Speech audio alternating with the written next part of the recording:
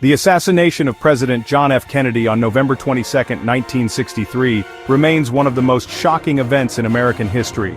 It was a moment that brought the nation to a standstill, a day when time seemed to freeze as the tragic news spread across the globe. The young, charismatic president who had inspired so many with his vision of a new frontier, was suddenly and violently taken away. It is a wound on the national psyche that refuses to heal. The grief and disbelief that followed the assassination were palpable, as millions of Americans mourned the loss of their leader. The image of the American flag at half-mast became a symbol of a nation in mourning. The grainy footage of the motorcade, the crack of gunfire, and the image of a fallen president are forever etched in our collective memory. The Zapruder film in particular has been analyzed frame by frame, becoming one of the most scrutinized pieces of footage in history. For decades, the official narrative persisted. Lee Harvey Oswald acted alone, yet doubts lingered. The enigmatic figure of Oswald, with his murky past and mysterious connections, has fueled countless theories and speculations. Now, in 2025, the release of 63,000 pages of previously classified documents from the National Archives has reignited the flames of speculation. These documents, long hidden from public view, are now available for scrutiny, offering a potential treasure trove of information.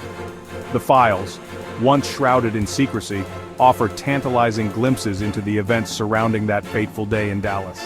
They contain memos, reports, and testimonies that could shed new light on the assassination.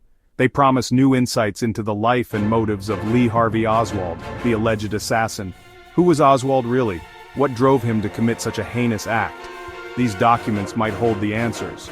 Could these documents finally provide the missing pieces of the puzzle? The puzzle that has baffled historians, researchers, and the general public for over 6 decades. Or will they only deepen the mystery that continues to haunt America? The more we uncover, the more questions seem to arise, casting long shadows over the official accounts. The release of these files has sent shockwaves through the world of historians, researchers, and conspiracy theorists alike.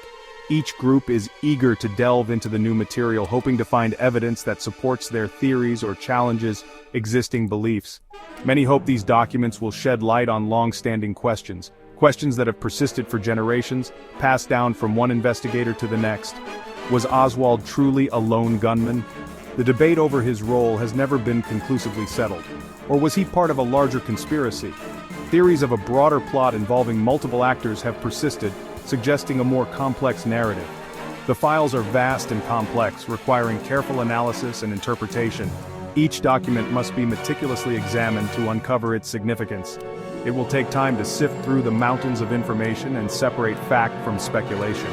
The process is painstaking but necessary to get closer to the truth. One thing is certain: the assassination of JFK continues to captivate the public imagination, and the release of these new files ensures that the debate surrounding this tragic event is far from over. As new details emerge, the story of that dark day in Dallas will continue to unfold, keeping the memory of JFK alive in the hearts and minds of people around the world. The official narrative, as laid out by the Warren Commission in 1964, paints a picture of Lee Harvey Oswald as a disgruntled loner. Oswald, a former U.S. Marine with known Marxist sympathies, had defected to the Soviet Union in 1959. He returned to the United States in 1962 with his Russian wife Marina and their young child. The commission concluded that Oswald acted alone in assassinating President Kennedy, firing 3 shots from the 6th floor of the Texas School Book Depository. This narrative, however, has been met with skepticism and outright disbelief by many people. Critics point to inconsistencies in the evidence and a perceived lack of transparency from government agencies. The official narrative hinges on the claim that Oswald, acting alone, fired 3 shots in rapid succession. This claim has been challenged by eyewitnesses who reported hearing more shots and seeing gunmen in different locations.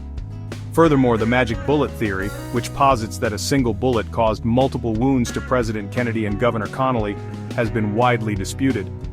Critics argue that it defies the laws of physics and stretches the limits of credibility.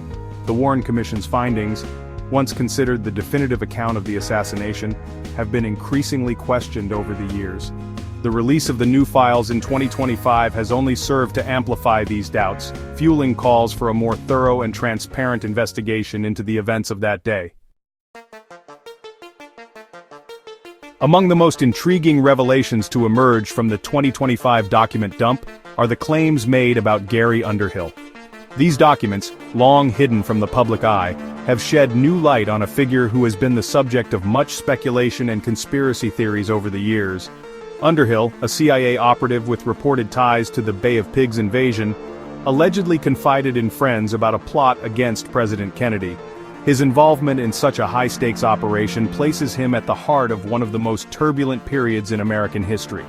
According to these accounts, Underhill believed that Kennedy was aware of the plot and that elements within the CIA were involved. This belief, if true, suggests a level of internal conflict and intrigue within the agency that has rarely been acknowledged publicly. Underhill's claims, if true, could rewrite the history of the assassination.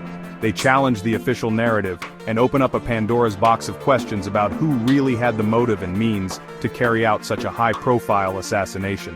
They suggest a conspiracy that reached the highest levels of power, a conspiracy that President Kennedy himself was aware of. This raises the possibility that Kennedy's actions in the final months of his life were influenced by his knowledge of this plot.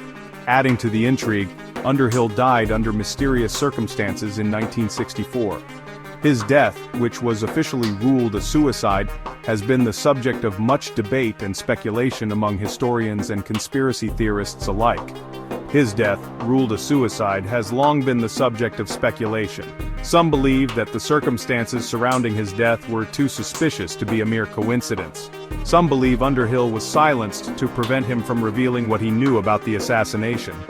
The idea that he was murdered to keep him quiet adds another layer of mystery to an already complex and controversial story. The 2025 files do not definitively prove or disprove Underhill's claims. However, they do provide new context and details that were previously unknown, allowing researchers to piece together a more complete picture of the events surrounding his life and death. However, they do reveal that he was a person of interest to those investigating the assassination. This suggests that there was something about Underhill that caught the attention of those in power, something that made him a significant figure in the broader narrative of the Kennedy assassination. The files contain memos and reports that mention Underhill by name, linking him to individuals and groups with potential motives in the assassination. These connections add weight to the theory that Underhill was more deeply involved in the events of the time than previously thought. The files also reveal that Underhill was under surveillance by the FBI in the months leading up to his death. This surveillance indicates that he was considered a potential threat, or at least someone who needed to be closely monitored. The circumstances surrounding Underhill's life and death remain murky. Despite the new information, many questions remain unanswered, and the true nature of his involvement in the Kennedy assassination may never be fully understood. However, the 2025 files provide tantalizing clues that suggest he may have known more about the assassination than he was letting on. These clues, while not conclusive, offer a new avenue for investigation and keep the mystery of Gary Underhill and the Kennedy assassination alive for future generations to explore. The 2025 files also shed new light on Lee Harvey Oswald's ties to the Soviet Union. These documents, long shrouded in secrecy, offer a glimpse into the complex web of international intrigue that surrounded Oswald's life.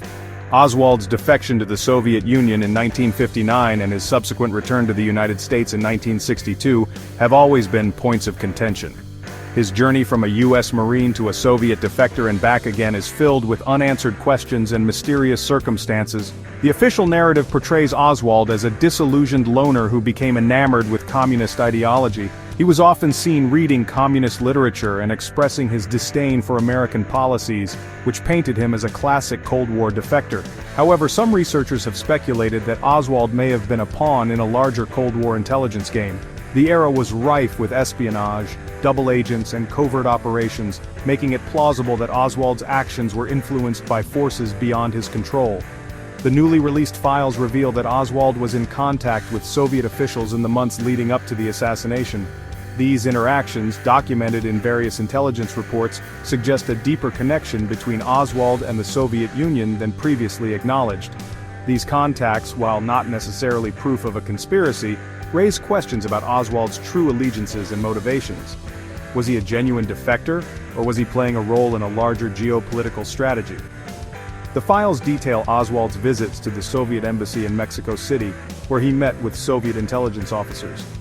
These meetings, occurring just weeks before the assassination, add another layer of complexity to the narrative. While the content of these meetings remains unknown, the fact that they occurred so close to the assassination is significant.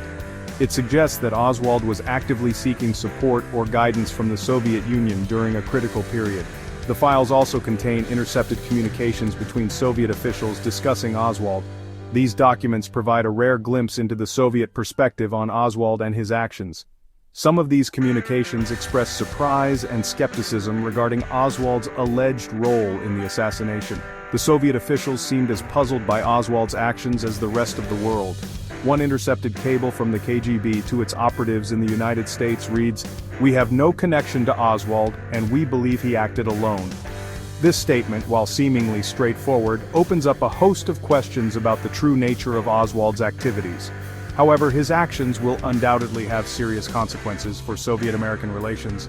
The assassination of President Kennedy was a pivotal moment in history, and the involvement of a figure like Oswald only added to the tension between the two superpowers. This cable, while self-serving, raises the possibility that Oswald was not acting on behalf of the Soviet government. It suggests that the Soviets were keen to distance themselves from any implication of involvement in the assassination. It also highlights the high stakes involved in the assassination and the Soviet Union's eagerness to distance itself from the event. The newly released files add layers of complexity to an already intricate story, leaving us with more questions than answers about Lee Harvey Oswald and his true role in one of the most shocking events of the 20th century.